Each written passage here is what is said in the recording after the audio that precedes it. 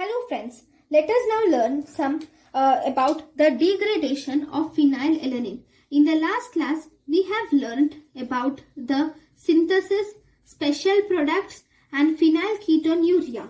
Now, how are you going to degrade the phenylalanine or tyrosine? And what is the problem in degradation? So, first we will see the pathway. This is very important. Many questions have been asked. So the amino acid phenylalanine gets converted to tyrosine in the presence of the enzyme phenylalanine hydroxylase. This phenylalanine gets converted to para-hydroxy phenylpyruvate in the presence of the enzyme tyrosine transaminase. This para-hydroxy phenylpyruvate in the presence of para-hydroxy phenylpyruvate deoxygenate, it forms homogentisate. This homogentisate in the presence of homogentisate oxidase, it forms mallyl acetoacetate. This mallyl acetoacetate in the presence of 4-mallyl acetoacetate isomerase, it forms 4-fumaryl acetoacetate. This fumaryl acetoacetate in the presence of fumaryl acetoacetate hydrolase, it forms fumarate and also acetoacetate. This acetoacetate can result in formation of fat, whereas fumarate is one of the product of Krebs cycle, which can go to the Krebs cycle. Right. We will see the enzymes and required cofactors in this pathway. Phenylalanine. Anyways, this is fine. We have already dealt for this part. We will see this part. Tyrosine gets converted to para-hydroxy phenylpyruvate in the presence of the enzyme tyrosine transaminase. And this tyrosine transaminase requires the coenzyme pyridoxal phosphate. And during this process, alpha ketoglutarate gets converted to glutamate. Though you do not remember this, enzymes are very important for this degradation. Okay, then this tyrosine in the presence of tyrosine transaminase, it forms para-hydroxy phenylpyruvate. This para-hydroxy phenylpyruvate in the presence of para-hydroxy phenylpyruvate dioxygenase, it forms homogentisate. This para-hydroxy dioxygenase requires the cofactor copper and vitamin C as coenzyme. Then this homogentisate in the presence of the enzyme homogentisate oxidase, it forms 4-mallyl acetoacetate. This requires iron as the cofactor and oxygen is taken during this reaction. Okay, and this 4-mallyl acetoacetate in the presence of mallyl acetoacetate isomerase, it forms a fumaryl acetoacetate. And this 4-fumaryl acetoacetate in the presence of the enzyme fumaryl acetoacetate hydrolase, it forms acetoacetate.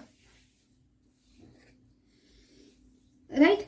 So, this is the enzymes which are seen in the tyrosine degradation. At the end, the tyrosine gets degraded to fumarate and acetoacetate. Very good. This is fine.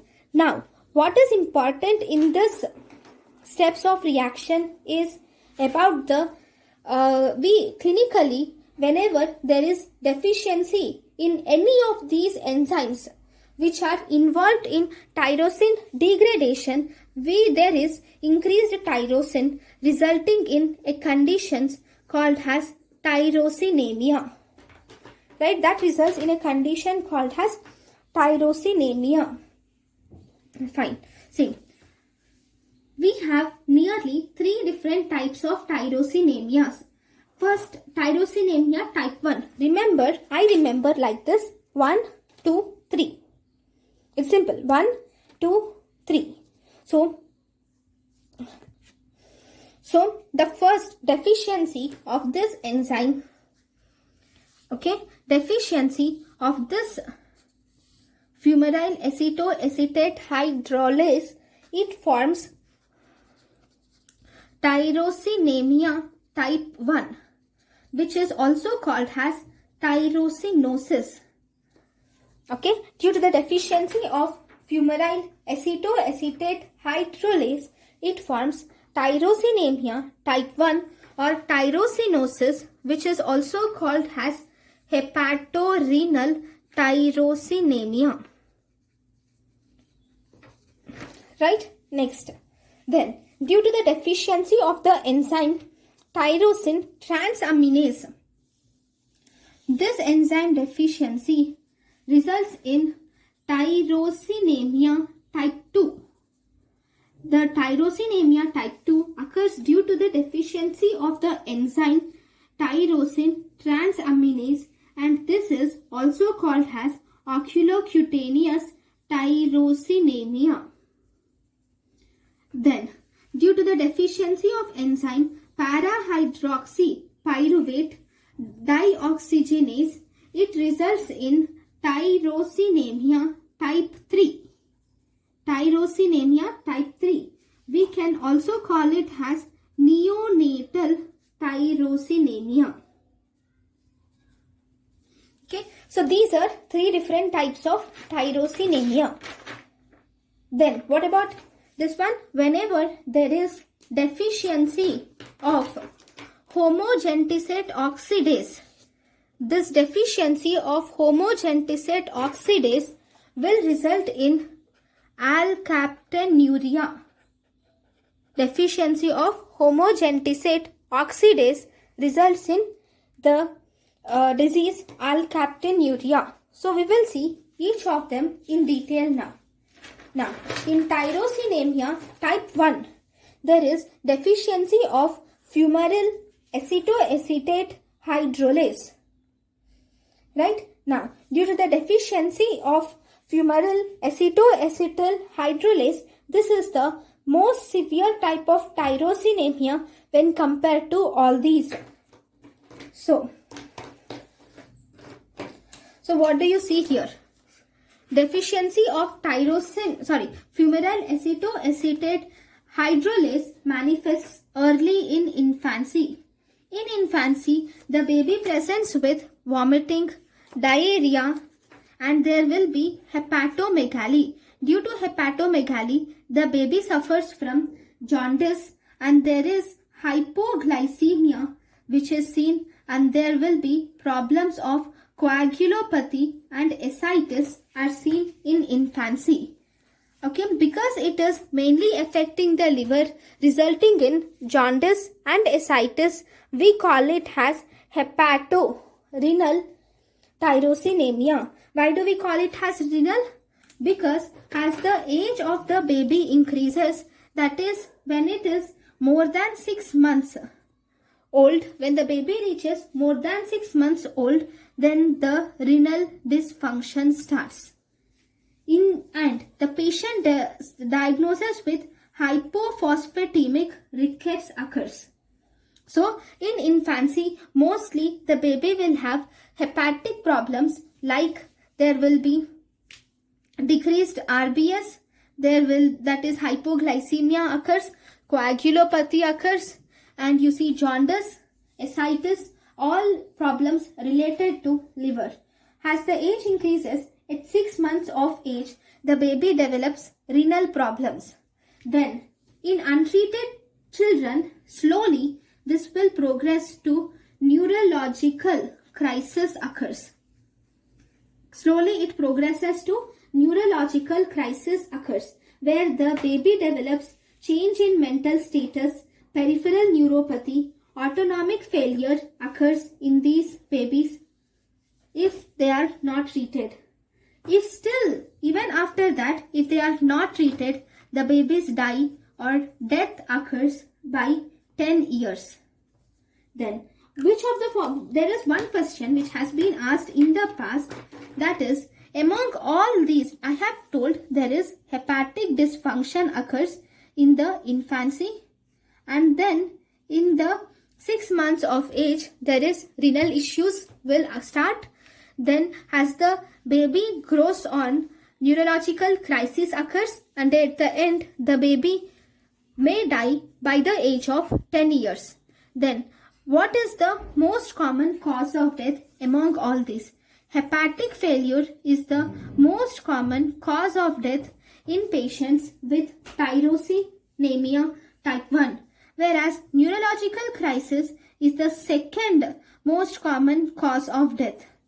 So, cause of death occurs due to hepatic failure followed by neurological crisis.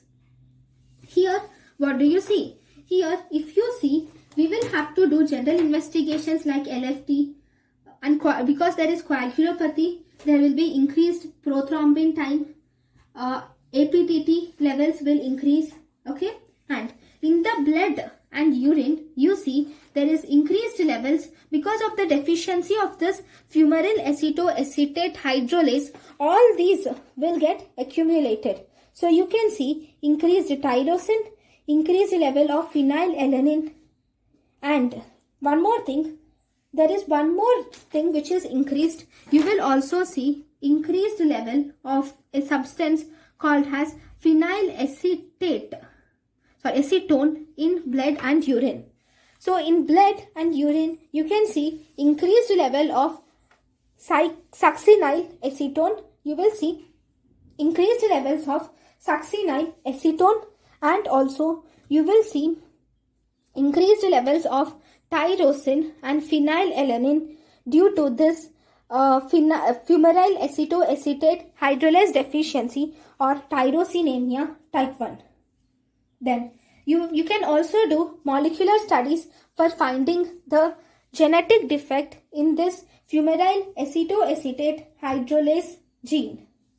Very good. How are you going to treat it? So for the treatment of this condition, you can give the drug which is called as nitisinone. This nitisinone, what does this do? This nitisinone has no action on this fumarate acetoacetate. It does not have any action on this. But this nitisinone will actually inhibit this para-hydroxyphenyl pyruvate. Not this one. It will inhibit the enzyme called as para-hydroxyphenyl pyruvate dehydrogenase. Okay, it will inhibit the enzyme para-hydroxyphenyl pyruvate dehydrogenase, and it will divert the cycle. We do not need to know in detail, but you should remember that this nitisinone can be used for the treatment of tyrosinemia type 1. But this is only for symptomatic management. But if you were asked what is the definitive treatment for this tyrosinemia type 1, is to undergo liver transplantation in these babies. Then, the next disorder is tyrosinemia type 2 or oculocutaneous tyrosinemia. In this tyrosinemia type 2 or oculocutaneous tyrosinemia, or we have one more name called as Richter-Hanhart syndrome. In this, here if you see, as the name says, the problem is in the eyes and in the skin. In the eyes, it results in corneal ulcers, and in the skin, you can see presence of hyperkeratotic plaques. You will see hyperkeratotic keratotic plaques in the skin. It's simple. See, here there is increased tyrosine, right? So because of increased tyrosine, there is increased formation of melanin on the skin. So because of this increased tyrosine, there is increased melanin causing hyperkeratotic plaques in the skin. And similarly, we have eye also, you see corneal ulcers. Those are two features of tyrosinemia type 2. Then in tyrosinemia type 3, also called as neonatal tyrosinemia, it is autosomal recessive condition, and this is a little mild when compared to this is a little better condition when compared to this tyrosinemia type 1. Here there is normal liver function is seen in the babies, right? That is tyrosinemia type 3 or neonatal tyrosinemia. So, thank you guys for watching my lecture.